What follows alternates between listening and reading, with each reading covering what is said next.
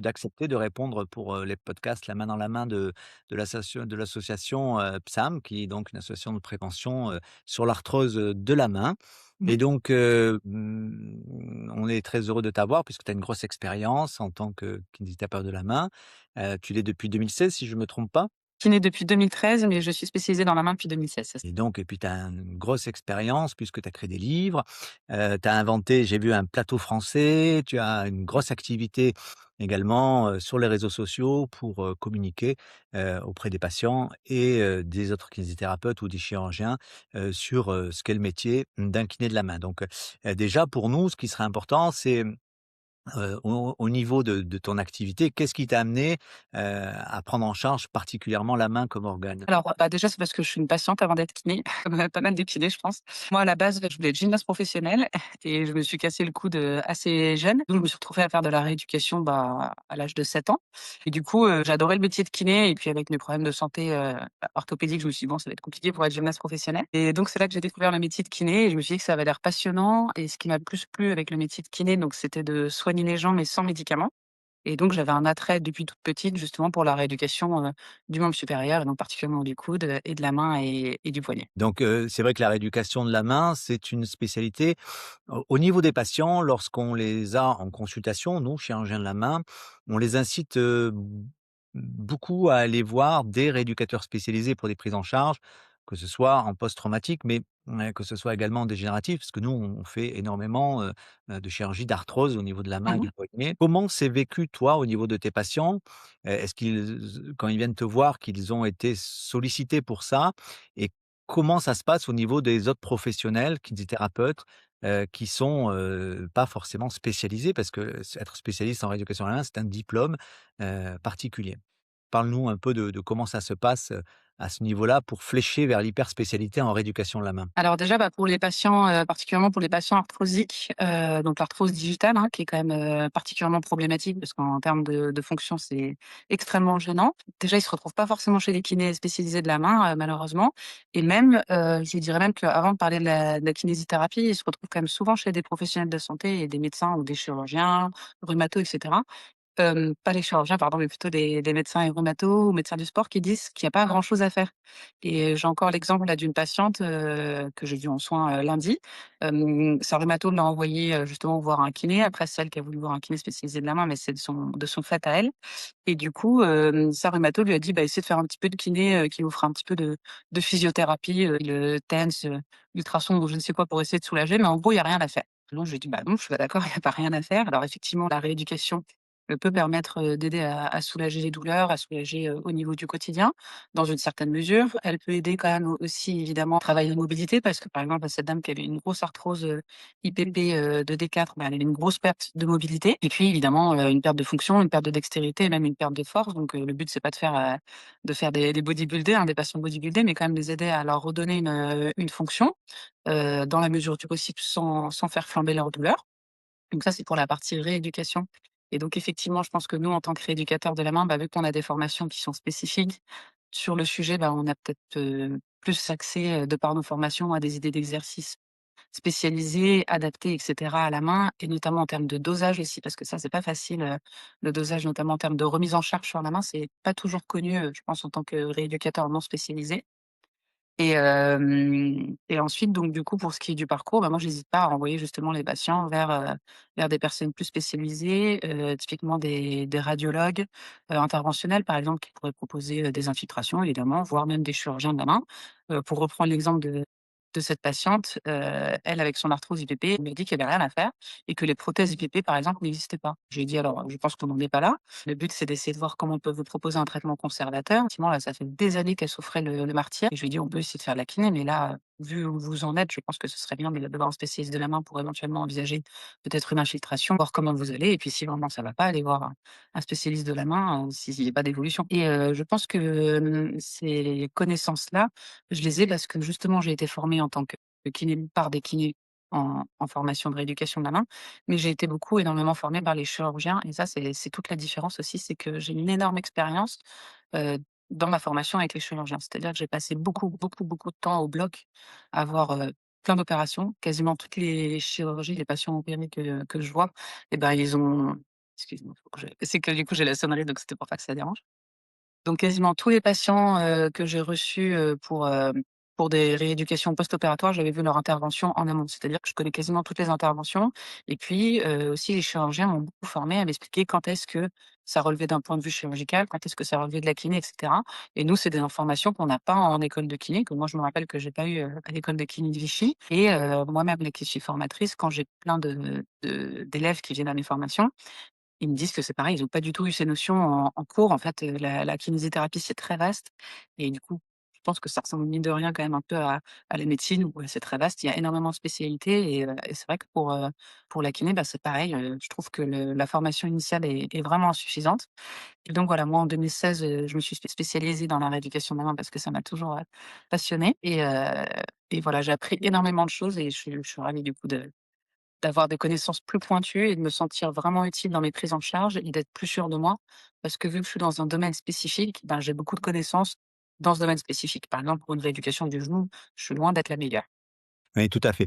Et ça, c'est très intéressant parce qu'on dit, un bon chirurgien, un mauvais kiné, mauvais résultat, un bon kiné, un mauvais chirurgien, un mauvais résultat, un bon kiné, Ouais, un bon chirurgien, bon résultat. C'est vraiment on fait des couples, depuis plus de 20 ans, comment dans ça? tous les centres spécialisés et c'est primordial parce que nous, maintenant, on a une activité qui est vraiment très holistique sur le parcours patient et on a poussé ça au-delà de la kiné puisqu'on le fait sur les orthèses, mais je pense que tu fais également des orthèses. Heureusement, j'en fais pas parce Les que du coup, je ne orthèses. suis pas orthésiste. Et ouais, parce que le diplôme d'orthésiste, maintenant, faut faire 2 ans en temps plein. Oui, Et du coup, d'accord. c'est pas comme ça avant. Avant, c'était des parcours accélérés et les orthésistes, du coup, ils ont voulu garder le monopole, en gros. Donc, malheureusement, les jeunes kinés, il faut savoir que les enfin, moyennement jeunes, les nouvelles générations de kinés, ça va être plus compliqué pour eux d'être kiné de la main orthésiste. Par contre, je travaille beaucoup en lien avec les orthésistes. Je suis énormément en lien avec eux.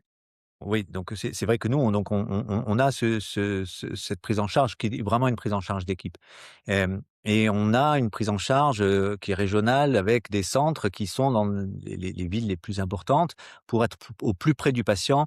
Mais ça va jusqu'à la nutritionniste puisque dans l'arthrose, il y a un problème, également, qui peut être pris en charge à ce niveau-là. On a également une prise en charge au niveau de la douleur par les hypnothérapeutes formés dans l'accompagnement bloc opératoire, dans la prévention de l'algoneurodystrophie, on voit par exemple dans l'arrêt du tabac, donc tout ce qui correspond au bon résultat, du patient lorsque nous on le prend en charge et c'est vrai que ce qui nous intéresse, dans la pratique que tu as, c'est ta vision qui est globale. Est-ce que tu as des patients, qui viennent te voir pour, une prise en charge particulière de l'arthrose avant une intervention? Et pour le côté contralatéral, lorsqu'ils sont opérés d'un côté, il reste l'autre côté qui est arthrosique le plus souvent, qui n'est pas, par exemple, encore au stade chirurgical. Est-ce que vous mettez en place des programmes particuliers de lutte contre la douleur et de prévention de la fonction? Puisqu'en fait, c'est vraiment les 2 choses importantes chez les patients, c'est conserver une fonction, ne pas la perdre, conserver le schéma corporel et lutter contre la douleur. Malheureusement, il y a pas de protocole. En exerçant à Lyon, avec les chirurgiens, on n'a pas forcément de protocole défini de rééducation préopératoire, pré-prothèse, comme on le verrait par exemple sur des prothèses de hanche et cetera, où ça se fait quand même assez fréquemment. Malheureusement, pour nous, c'est pas le cas de manière, systématique. Cependant, les chirurgiens avec qui je travaille, les chirurgiens de la main avec qui je m'entends très bien, à Lyon avec qui je travaille, ils essaient quand même souvent, de nous les envoyer justement avant d'envisager la chirurgie. Ils essaient quand même très souvent le traitement conservateur, donc de ce fait, même si c'est pas un protocole défini comme un protocole pré-op, on fait de la kiné en fait. On essaie de traitement conservateur en kiné et si ça ne fonctionne pas, le patient va se faire opérer puis il revient chez nous après. Mais du coup, ça tombe bien parce qu'on a quand même justement travaillé la fonction, la mobilité, un petit peu de réveil musculaire comme je disais tout à l'heure, sans faire forcément des grosses, remises en charge énormes, mais quand même, suffisamment pour que le patient ait une bonne fonction. Et par contre, ce qui arrive fréquemment, c'est que je repense à une dame notamment qui avait de la rhizarthrose, qui s'est fait opérer d'une prothèse à la droite et puis son pouce gauche, écoutez, le pouce gauche est pas aussi horrible que le droit, mais quand même il me gêne. Effectivement, on a fait de la rééducation, on a fait un traitement, conservateur pour le pouce gauche et en accord avec le chirurgien, on a dit: «Bah, écoutez, on va continuer la kiné et le traitement conservateur le plus longtemps possible, justement pour éviter que vous fassiez opérer des 2 mains, à 6 mois d'intervalle». Donc c'est une dame qui s'est fait opérer finalement de la prothèse de pouce à gauche 2 ans après. On n'a pas fait de la magie, mais ça a peut-être permis de retarder un petit peu et en tout cas, ça lui permettait d'être dans de bonnes conditions pour pouvoir se faire opérer puisque justement on avait bien travaillé en amont. Pour l'arthrose du pouce, qu'on appelle la rhizarthrose, c'est vrai qu'il y a plus de 10 millions de patients en France, de Français qui souffrent d'arthrose et l'arthrose, du pouce, c'est quand même 22 de l'arthrose globale, donc c'est des gros chiffres. Est-ce que toi, dans tes patients, tu fais de l'information, de la sensibilisation? Parce que nous, on les voit souvent malheureusement un peu tard puisque les meilleurs résultats arrivent à partir du moment où la fonction est conservée. Hein, comme on leur dit souvent, ne plus avoir de cartilage, c'est-à-dire, avoir les 2 segments osseux qui frottent, c'est comme ne plus avoir de pneus et de rouler sur les jantes. Donc, aujourd'hui, s'il te manque une dent, tu laisses pas un trou, tu mets pas un vieux dentier, tu mets des implants. C'est passé, de manière extrêmement clair dans la population en termes d'information médicale, mais pas du tout au niveau de la main. Est-ce que toi, tu as un discours, une approche particulière, puisque tu communiques beaucoup? Est-ce que tu choisis des sujets comme cela pour informer, les patients et les kinésithérapeutes avec lesquels tu es en communauté? Alors en fait, 2 manières pour laquelle je fais de la prévention, sur l'arthrose, mais effectivement je le fais pas particulièrement sur des réseaux, mais il faudrait que je le fasse. Ce sera intéressant. Déjà, il y a une première situation dans laquelle je communique sur la prévention de la rhizarthrose, c'est les kinés que je forme parce qu'en fait, justement, les kinés sont énormément concernés par la rhizarthrose par rapport au fait que nous, on fait des techniques qui s'appellent, alors ça existe de moins en moins parce que c'est pas forcément démontré scientifiquement en plus, mais c'est ce qu'on appelle les trigger points et par exemple, quand on a un gros, ce qu'on appelait un gros nœud au niveau du trapèze, et ben, on demandait au kiné, moi c'est ce que j'ai appris à l'école de kiné en 2013, d'appuyer comme ça avec son pouce et d'appuyer comme un bourrin comme ça pour essayer de venir, J'ai vu que tu avais fait faire une petite communication là-dessus avec un de tes collègues là qui masse quelqu'un. voilà, exactement. Et bah, ça, du coup, c'est une cata pour le pouce parce que justement, ça met de la contrainte, axiale énorme et c'est là que ça risque de favoriser, la subluxation, du premier métacarpien, par rapport au trapèze. Donc c'est vrai qu'à toutes mes formations, déjà, je fais de la prévention auprès de mes confrères et mes consoeurs kinés et du coup, bah, je forme à peu près, 20 kinés, par mois. Donc voilà, c'est déjà ça. Et après, auprès de mes patients, la prévention que je fais, bah, c'est soit, par exemple, pour les patients qui viennent pour de l'arthrose digitale. Là, je vous reparle de cette dame, par exemple, qui avait une arthrose IPP, de D4 et bien du coup, c'est pareil, elle a une rhizarthrose débutante, bilatérale.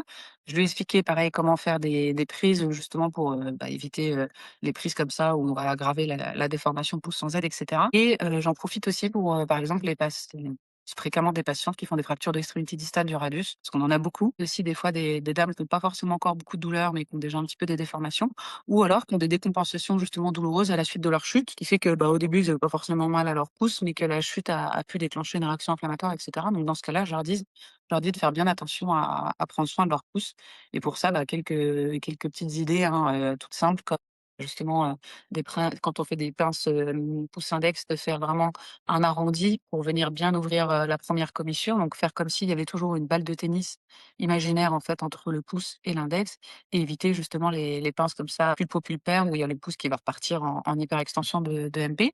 Donc tous ces petits conseils-là et puis, et puis voilà de bien s'écouter et puis de pas hésiter à consulter dès les premières douleurs justement pour éviter de laisser l'aggravation s'installer. Tu as des patients qui te sont adressés, en préventif par, des, rhumatologues ou des médecins du sport, c'est-à-dire autres que des chirurgiens? C'est nous, on a l'impression que, justement, cette prise en charge, globale, holistique du patient, elle est, pour le moment, peu diffusée, parmi d'autres professionnels qui peuvent être amenés à avoir, de l'arthrose, et notamment la rhizarthrose. Bon, bah, non justement j'en ai pas tant que ça. C'est dommage, c'est vraiment dommage parce que quand on sait qu'il y a des choses à faire, bah, justement alors l'arthrose digitale c'est peut-être un peu plus compliqué mais typiquement la rhizarthrose franchement, on sait quand même qu'il y a des choses qui peuvent aider et puis même, par exemple des systèmes d'orthèse, comme on disait aussi, des sangles par exemple pour écarter le premier métacarpien, ouvrir la première commissure et cetera, répartir les contraintes, du méta sur le trapèze et cetera. Il y a quand même pas mal de choses à faire et les gens souvent quand ils viennent chez nous, bah, c'est que soit ils sont déjà opérés, soit ils sont déjà fortement déformés et du coup, bah, nous notre rôle en kiné, il est limité et comme je le disais tout à l'heure, il y a quand même j'ai beaucoup de patients qui ont ce discours où quand les patients, ils ont de l'arthrose, on leur dit: «De toute manière, il y a rien à faire, quoi» et moi je tombe toujours des nues quand on leur dit ça, parce que ça fait longtemps qu'on sait qu'on peut faire des choses, dans une certaine mesure évidemment, mais c'est sûr que nous, en tant que kinésithérapeute, plus on a les patients tôt, plus on sera efficace, quoi. C'est sûr qu'une fois qu'il y a une énorme déformation poussant Z, nous on sert plus à grand chose. Et au niveau de la perte de fonction, quand tu as tes patients, qui sont, très évolués, est-ce qu'il y a chez eux une prise de conscience? Est-ce que tu arrives à est-ce qu'ils émettent un regret d'une prise en charge trop tardive qui, peut même aboutir à une trapézectomie? Si on ne peut pas mettre l'implant, on voit des patients qui Mmh. ont carrément, même plus de trapèze et souvent, moi, dans ma pratique, ce que l'on voit, c'est que les patients regrettent de ne pas avoir eu cette Mmh. information et Ouais, d'avoir ouais. été, finalement, comme tu le dis, non informés, voire, entretenu dans une espèce de fatalité qui n'a plus lieu d'être aujourd'hui. Oui, oui. Bah, j'en ai vraiment beaucoup des patients, qui sont dans cette situation et en fait, ce qui est embêtant, c'est que le gros problème, je pense, de la prévention de l'arthrose pour la main, c'est qu'on marche pas sur les mains. Donc, les gens qui ont de l'arthrose de genou ou de hanche s'en occupent beaucoup plus vite parce que fonctionnellement parlant, ils sont extrêmement gênés parce qu'ils peuvent pas marcher. Alors que la main, bah, par exemple, si on a la rhizarthrose du pouce droit, bah, on va se débrouiller un peu avec la main gauche et cetera et du coup, ça traîne, ça traîne, ça traîne et c'est des patients qui vont peut-être juste demander à leur médecin généraliste: «Bah, écoutez, regardez mon pouce, il me fait mal» et puis ça va être des dames de 50, 60 ans. Alors on va leur dire: «Mais oui, mais madame, c'est normal. Vous avez de la réarthrose, c'est très fréquent et puis de toute manière, on peut rien faire à part mettre une prothèse. Est-ce que vous voulez une prothèse?» «Ah non, j'ai pas forcément envie d'avoir une prothèse». Bah voilà, bah attendez d'être suffisamment abîmé pour avoir une prothèse. Ça, c'est vrai que c'est des choses qu'on m'a dit, très fréquemment. Voilà, de toute manière, la prévention du membre supérieur, est pas toujours très bonne en règle générale parce que justement, vu qu'on a 2 mains et qu'on peut à peu près se débrouiller avec une seule pour pas mal de choses, les patients laissent traîner plus ou moins c'est plus ou moins de leur faute, hein. Des fois, ils sont informés et ils vont pas forcément se soigner, mais c'est quand même plutôt rare, hein. La plupart du temps, c'est parce qu'en fait, on leur a pas expliqué qu'ils ont pas forcément eu le bon discours. C'est vrai, alors ce qui est dommage parce que c'est vrai que, le golden standard sur la hanche ou le genou, des prothèses fonctionnent très bien et ça fonctionne, aussi bien si ce n'est mieux au niveau du pouce ou de l'IPP.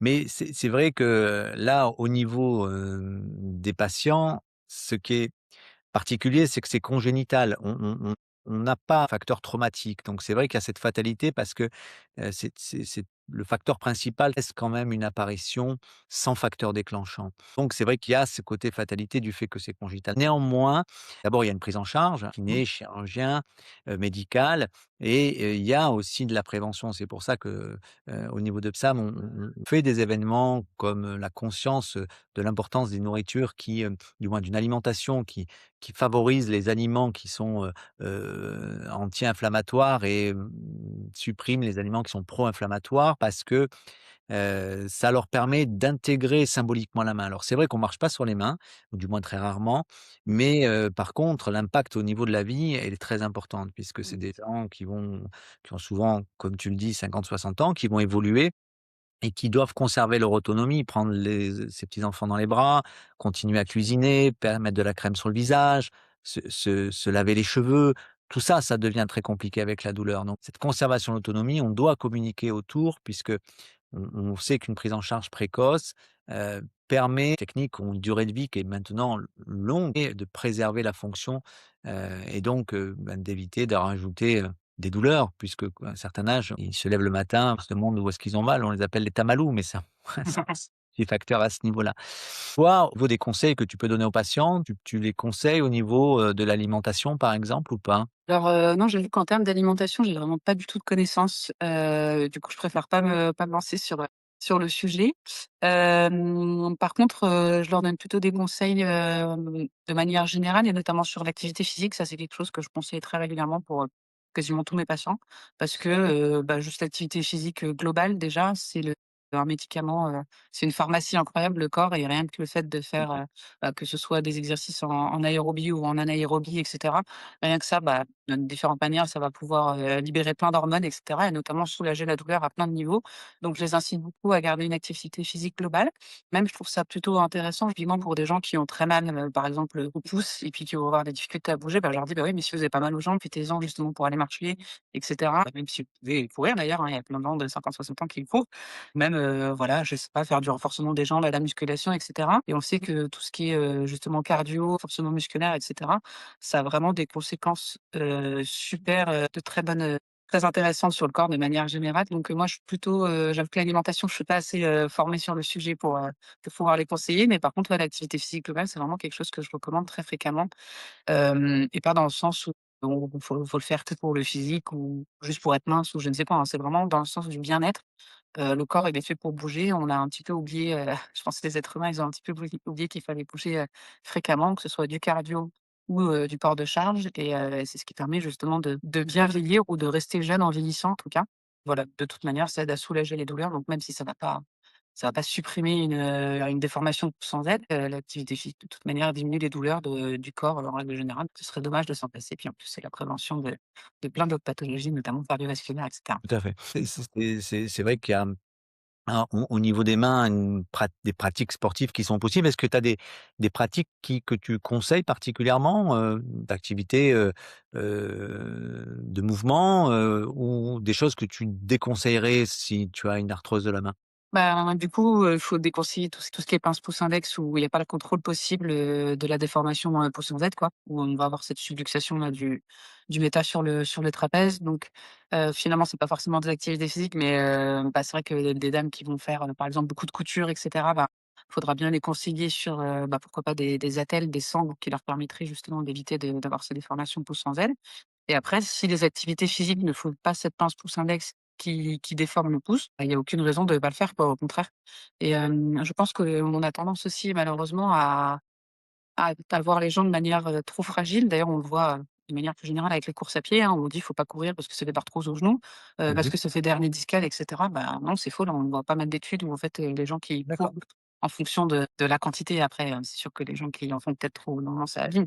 En fait, on se rend compte que du coup, c'est des gens qui vont très bien, ils ont pas forcément plus d'hernie discale, ils ont pas forcément plus d'arthrose de genou et cetera. Et du coup, je pense qu'on a tendance à souvent à dire aux personnes de 50-60 ans: «Ouh là, faut faire attention à vous, fragile et cetera». Alors en fait, non, pas du tout, on n'est pas fragile et encore il y a peu de temps, là, je voyais une vidéo d'une dame qui a commencé la musculation. Elle avait jamais fait de musculation avant et là, elle doit en avoir 75, elle est dans une forme olympique et elle a dit qu'elle s'était jamais sentie aussi bien de sa vie. Je pense qu'en fait, on a tendance un peu à sous-estimer les capacités du corps, des personnes de 50-60 ans. C'est pas vieux du tout en fait 50-60 ans et je pense qu'on a tendance à avoir un discours où on dit: «Faire attention à vous, ne pas vous blesser, machin gna gna». En fait, à partir du moment où on écoute son corps et qu'on voit que ça déclenche pas des grosses douleurs, si on a juste un petit inconfort, style courbature et cetera, bah, je vois pas où est le problème et puis justement, bah, pour revenir plus précisément à l'arthrose des doigts ou à la rhizarthrose, spécifiquement, bah, à partir du moment où on voit que c'est des prises qui posent pas de problème et qui ne déclenchent pas de douleur, bah, au contraire, moi, j'ai patient, soyez le plus actif possible. Le mouvement, c'est la vie, quoi. Enfin, je suis kiné, c'est normal que je dise ça.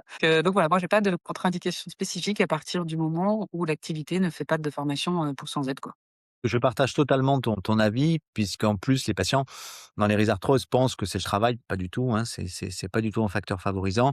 Et on ne connaît pas d'activité particulière, sauf un trauma, qui va générer, une dégradation cartilagineuse, entre le trapèze et la base du premier métacarpien. Et après une chirurgie, il y a aucune contre-indication, une fois, la guérison acquise bien sûr, et il y a Mmh. aucune contre-indication à reprendre, une activité sportive ou professionnelle, quelle qu'elle soit.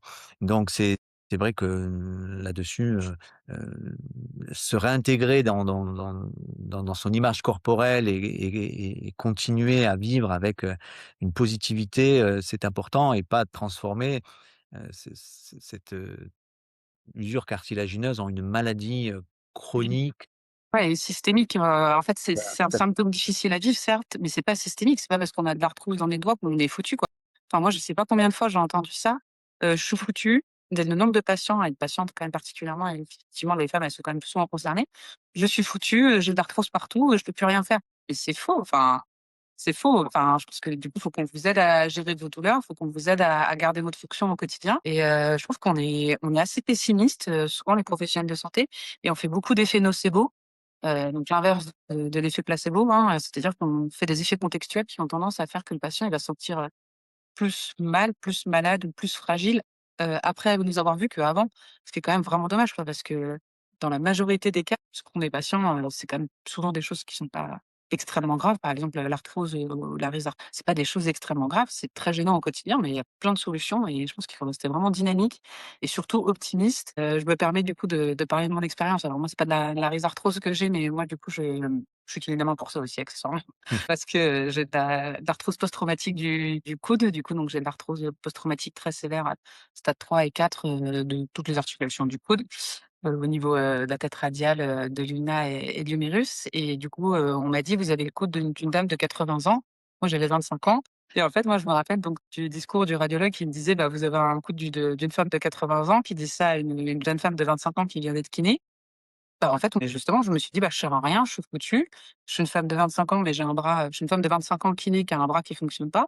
Bah, ça y est, je sers plus à rien» et le discours qu'il a eu, pour moi, a été extrêmement violent. D'ailleurs, j'ai pleuré, je me rappelle, j'ai pleuré pour l'annonce du diagnostic, mais aussi la manière dont j'avais l'impression d'être foutue et de plus servir à rien et je me suis dit: «Comment on peut dire ça à une jeune femme de 50 ans qui a certes de l'arthrose, dans une articulation? Je suis pas foutue», j'avais l'impression d'être plus servir à rien, même dans la société, parce que je me suis dit: «Je peux plus être kiné, je peux plus rien faire». Donc ça a été, bon, très violent pour moi, en tant que jeune femme de 25 ans, mais je pense que ça l'est quand même aussi à 50 et 60 ans, parce que comme je dis à 50-60 ans, on n'est pas vieux et du coup, les mots qu'on utilise et puis le discours qu'on va avoir, va énormément, avoir de conséquences sur la manière dont les patients après ils vont évoluer, ils vont vivre avec leur maladie et par la suite, du coup, je suis allée voir un chirurgien de la main que je remercie beaucoup qui s'appelle, le docteur Webb. Quand je suis allée le voir, j'étais désespérée. Je lui ai dit: «Écoutez, j'ai de l'arthrose, je sers plus à rien, je suis kiné, je pourrais plus bosser et tout».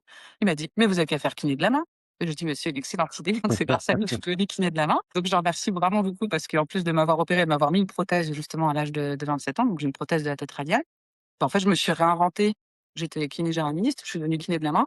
Je me suis réinventée et passionnée par ce que je fais, je suis extrêmement épanouie et donc quelque chose qui était, censé être un diagnostic et une difficulté, insurmontable, c'est devenu une force et ça a augmenté mon ambition et en fait, maintenant je fais plein de trucs, quoi.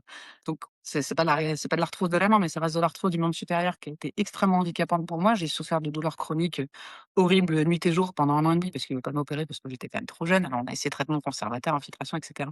Ça n'a pas fonctionné, et voilà, après j'ai une prothèse, je revis et en fait, bah, moi je fais de la course à pied, je fais de la musculation, je porte ma fille qui pèse quand même, 12 kilogrammes, et cetera, parce que j'ai une prothèse qui est voilà, c'est pas parfait parce que c'est qu'une tête radiale et voilà, ça protège pas tout le coude, mais n'empêche que ma vie, elle est quasiment normale, quoi et pourtant, j'ai été diagnostiquée d'arthrose très sévère à l'âge de 25 ans. Donc je pense que juste, bah, le discours que la radiologue a eu avec moi a été extrêmement violent et extrêmement nocif et alors que le discours que le chirurgien de la main a eu avec moi, ça m'a presque sauvée, quoi, parce que ça m'a sauvée professionnellement parlant et ça m'a permis d'avancer et d'avoir une vie que j'aime beaucoup aujourd'hui. C'est possible.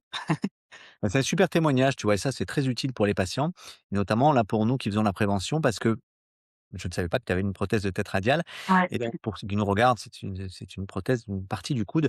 Ça marche super bien, on en pose Mmh. depuis 20 ans, ça donne d'excellents résultats.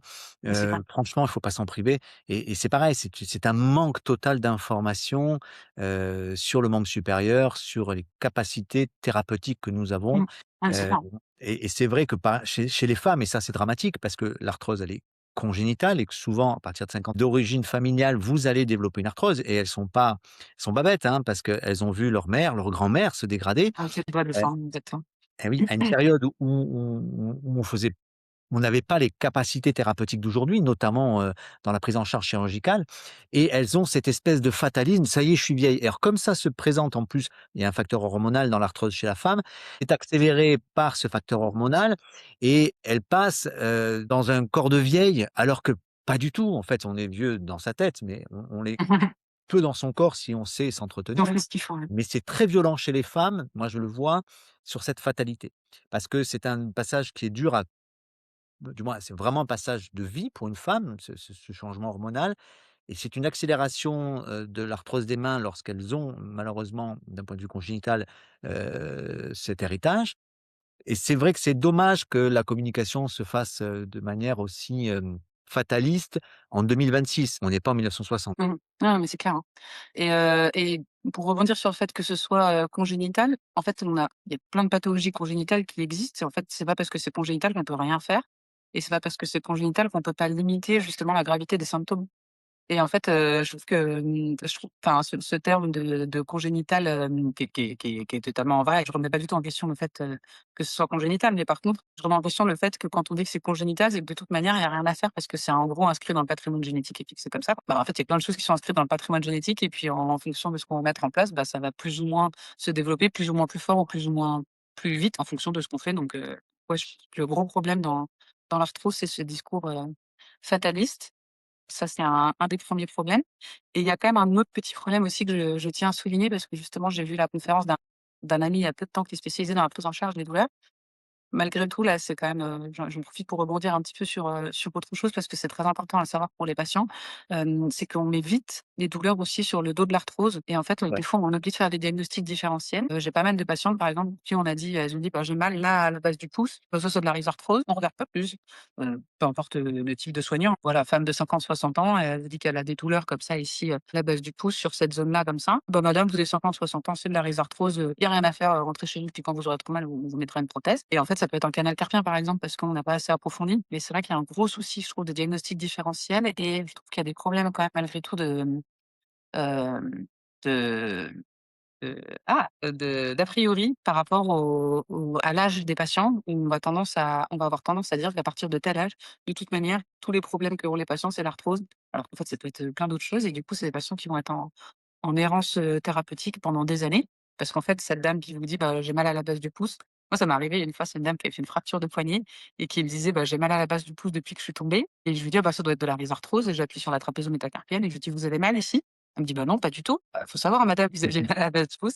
Elle me dit: «Oui, mais quand vous appuyez, j'ai pas mal du tout» et là, j'ai dit: «Madame, vous avez mal comment?» et elle me dit: «Mais j'ai des décharges électriques». Voilà, c'est pas une rhizarthrose. Après, j'ai fait le test du canal carpien et évidemment, c'était une souffrance du nerf médian et donc voilà, je pense qu'il faut juste aussi prendre le temps en consultation. Alors c'est pas facile parce que nos conditions, ne permettent pas forcément de prendre beaucoup de temps avec les patients. C'est sûr que le système de santé en France, c'est pas l'idéal actuellement. En tout cas, je pense que si on prenait déjà bien le temps de bien écouter nos patients, de bien avoir pour le diagnostic différentiel et tout ça, ça permettrait peut-être d'arranger, pas mal de choses aussi. Très juste et dans les lésions, qui sont périphériques, on rencontre des problématiques de tendinopathie, hein, de Oui, pathologie aussi, bah oui, tout tendineuses, de simplement, hein. Carpin Exactement. ou le fléchisseur radial du carpe, Mmh. qui, parfois, malheureusement, sont pas réglés, si on prend uniquement le problème de l'arthrose ou peuvent exister sans arthrose et donner des pathologies similaires, oui. Toi, tu en Ouais, c'est rencontres, clair. des problématiques comme ça? Oui, d'autant plus que, l'arthrose en plus peut être silencieuse. On le sait puisqu'il y a plein de personnes, il y a plein de patients pour qui on trouve de l'arthrose de manière fortuite. Pas des patients, qui vont faire une radio des cervicales et puis on va leur dire: «Mais tiens, vous avez de l'arthrose dans l'épaule, vous avez mal à l'épaule?» «Non, pas du tout». «Ah bah, pourtant vous avez énormément d'arthrose dans votre épaule». Donc on sait bien que l'arthrose, c'est les rides et les cheveux blancs de l'intérieur du corps et ça va être, silencieux ou pas. En fait, quelqu'un qui aurait, justement des douleurs à la base du pouce, qui passe une radio, on lui dit: «Bah oui, vous avez de l'arthrose, dans votre pouce, c'est normal que vous ayez mal». Bah, du coup, on va rien chercher d'autre, alors qu'en fait, ça se trouve, c'est une arthrose silencieuse et puis, en fait, c'est un deux-carlin ou c'est un canal carpien ou c'est une maladie de Wartenberg, par exemple, une irritation de la une branche du nerf radial et cetera et en fait, ben, du coup, on reste, un peu dans cette errance et voilà. Moi, je conseillerais à tous les professionnels de la santé de bien prendre le temps de bien effectuer des diagnostics différentiels.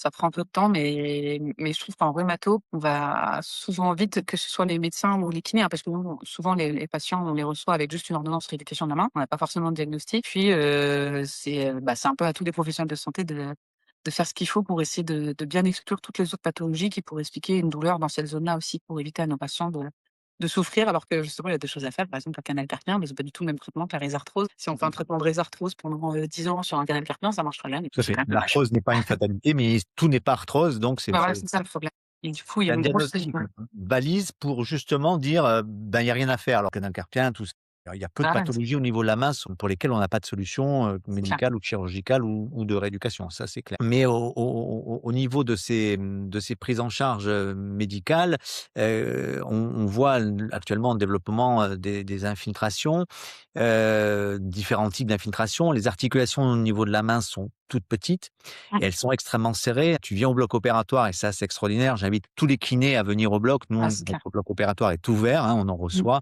parce que il faut voir, in situ ce que c'est que l'anatomie et Ouais, c'est quand clair. tu as vu, ce qu'était un espace dans une rhizarthrose, c'est-à-dire l'espace entre la base du métacarpien et le trapèze, tu comprends que tu peux rien mettre dedans, hein. Un espace clos reste un espace clos, hein, c'est pas un genou, hein, donc là, il Mmh. faut rester quand même très modeste et la problématique également d'arthroses qui sont périphériques. Alors, on parle de l'arthrose STT.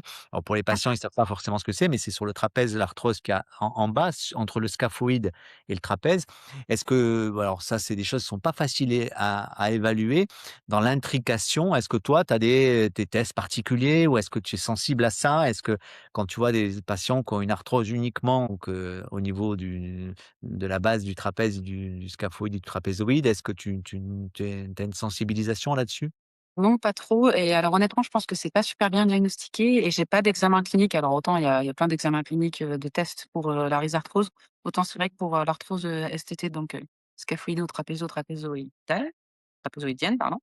On n'a pas vraiment de test et du coup, moi, les peu de patients que j'ai avec de l'arthrose STT, c'est généralement des patients qui ont été opérés et qui ont eu, par exemple, des implants, en pyrocarbone.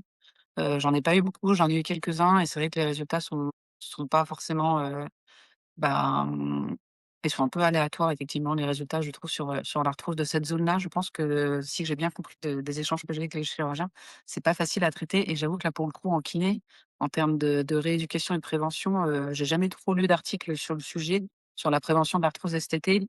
Je suis pas sûre qu'on ait une efficacité qui soit énorme sur cette zone-là du corps parce que justement vu que c'est une zone où en fait, bah, il y a pas vraiment de mobilité que enfin par exemple la trapèze métacarpienne, bah, on va faire bouger le pouce, on va faire travailler différents muscles et cetera. Et c'est vrai qu'au niveau STT, à ma connaissance en tout cas, j'ai pas vraiment vu de traitement kiné, conservateur sur ce type d'arthrose. Après c'est peut-être que je suis pas au courant, mais j'avoue que moi personnellement j'ai rien vu dans la littérature à ce sujet. Ça sera un sujet à Ah développer. peut-être? Ouais. Là où je te rejoins également à 100, c'est qu'on ne traite pas une radio. Les patients qui ont, des radios, qui sont assez catastrophiques et qui ont une clinique, tout à fait, asymptomatique ou quasiment asymptomatique et c'est des Mmh. patients qu'il faut, informer, mais qu'il faut, laisser en dehors du circuit chirurgical. C'est vraiment la douleur qui nous guide ou l'information sur la perte de fonction. Ce que l'on fait souvent, c'est qu'il faut informer le patient, c'est un choix, c'est à lui de prendre un choix éclairé. Pour ça, il faut les informer et les prendre en charge dans leur globalité. Mais dans cette information, il faut leur dire que la perte de fonction, sera, rédhibitoire. Il y aura pas de marche arrière, hein. C'est comme les dents, les neurones, les cheveux, une fois qu'on les a perdus, on les retrouve pas et une Mmh. fois que vous avez perdu, l'écartement, hein, la commissure, bah, Mmh. c'est terminé. Donc si vous avez un écartement et si vous voulez pas le perdre, voilà, une main qui a perdu beaucoup de fonctions, c'est pas un miracle. On est très efficace sur les douleurs, on l'est beaucoup moins sur une fonction perdue et c'est ça l'information qu'il faut donner au patient, parce qu'il faut qu'il ait le choix de savoir quelle main il a envie pour demain Mmh. et quelle main, va l'accompagner dans son vieillissement. Parce que c'est apprendre à choisir la manière dont, on va entretenir le véhicule qui nous va nous accompagner là où on doit aller tous. Mmh. Mais c'est ça, cette information, c'est pas une fatalité. C'est pour ça que, ben, nous, on a fait cette application, qui est téléchargeable. J'invite tes patients à le télécharger si tu as envie, parce qu'on mettra, nos échanges et c'est là-dessus que, eh ben, les patients vont pouvoir, appréhender, cette globalité et comme tu l'as très bien dit, bah, ne pas accepter cette fatalité. Ouais, c'est clair. Bah, enfin, agir en tout cas, sur, peut-être quelque chose qui est censé être une fatalité, mais sur laquelle on peut agir et qu'on peut, améliorer, dans beaucoup de situations avec, de la volonté et un bon accompagnement et pas mal de mouvements. Tout à fait. Bon, eh bien, écoute, merci beaucoup. Je te laisse le mot de la fin. Qu'est-ce que toi, tu aimerais, faire passer comme, message, sur l'arthrose? Et puis, d'abord, tu es une professionnelle, très aguerrie, tu es une communicante, tu travailles de manière tout à fait holistique et en plus, toi-même, tu as vécu dans ta chair ce qu'est l'arthrose et le traitement possible, médical et chirurgical. Je te laisse nous faire un petit mot de la fin pour les patients, qui se retrouvent dans ces situations et qui sont parfois encore malheureusement, malgré qu'on soit en 2026, sous-informés. Je pense que, là, du coup, je vais parler en tant que patiente, qui par la suite est devenue professionnelle de santé, mais je vais parler en tant que patiente initialement. Je pense qu'il faut vraiment, vraiment, savoir si le professionnel de santé qui est en face de vous convient et s'il répond à vos attentes ou pas.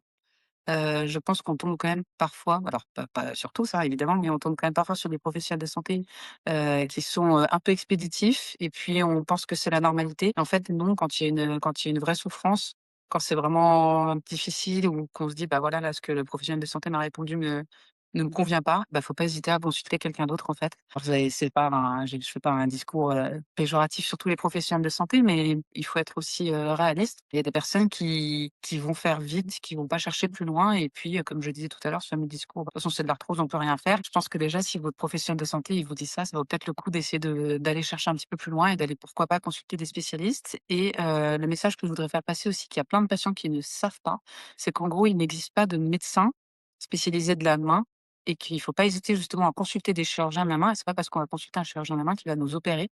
Les il y a plein de chirurgiens de la main justement qui peuvent vous conseiller parce qu'en gros, c'est les seuls médecins spécialisés dans la main Et du coup, ils peuvent vous conseiller justement sur des prises en charge, bah, soit de kiné, soit d'orthèse, soit, pareil d'infiltration, de viscosupplémentation, et cetera. Et voilà, les consultations chez les chirurgiens de la main, c'est des consultations chez des spécialistes et je pense qu'il y a pas mal de patients qui n'osent pas du tout y aller parce qu'ils se disent que s'ils vont voir un chirurgien, c'est qu'ils vont se faire opérer. C'est faux et en fait, bah, les chirurgiens de la main, c'est des professionnels les plus calés dans la prise en charge de la main donc je pense qu'il faut pas hésiter à aller les consulter et ensuite, bah, voilà, une fois qu'on a eu un bon examen de la part des chirurgiens de la main, des examens adaptés, donc radio et puis pourquoi pas, écho par exemple si vous cherchez un potentiel de karma ou je ne sais quoi. Eh bien, ne pas hésiter justement à aller voir eux et puis ensuite par la suite pareil, aller voir si possible des kinés spécialistes de la main. Alors il y en a pas partout, c'est pas facile parce qu'on n'est pas si nombreux que ça malheureusement, mais je pense que ça vaut le coup de faire le déplacement pour voir des spécialistes. Moi, si j'avais su par rapport à la prise en charge catastrophique que j'ai eue, pour mon coude, quand j'étais plus jeune, si j'avais su, j'aurais largement préféré faire de la route et tomber sur quelqu'un qui s'y connaît bien plutôt que d'être sur quelqu'un qui me dit: «De toute façon, il y a rien à faire» et puis rester comme ça. Merci, ton message est très clair et on le partage, totalement.